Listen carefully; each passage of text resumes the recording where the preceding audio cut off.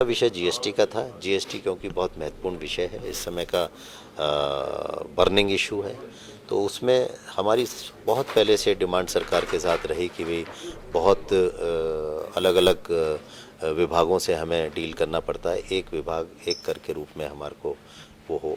तो उस पर जीएसटी का हमने हमेशा स्वागत किया, परंतु हमारा उसकी क्लिष्टताओं को वो हटाएं। उसमें जो प्रोसिक्यूशंस हैं, जो बहुत बहुत हैवी पेनल्टीज़ हैं, उनको वो हटाएं, ये बात हमने उनके सामने रखी है। 10 लाख से 20 लाख की लिमिट छूट की जाए रजिस्ट्रेशन में, ये बात हमने उनसे कही है। को रखा है कि ये जो मंडी टैक्स को ख़त्म किया जाए।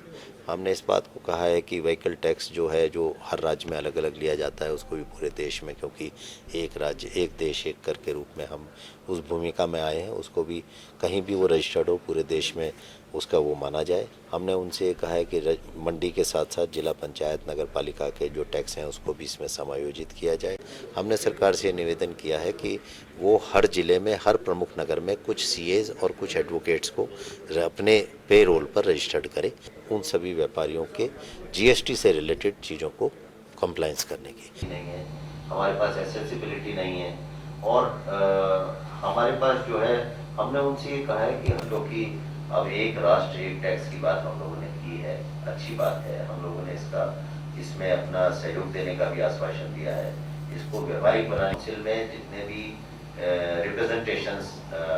रिप्रेजेंटेटिव हों, वो हमारे जो जिला, हमने ये कहा है कि इसमें जो है उसको भी समाधान योजना के अंतर्गत लिया जाएगा।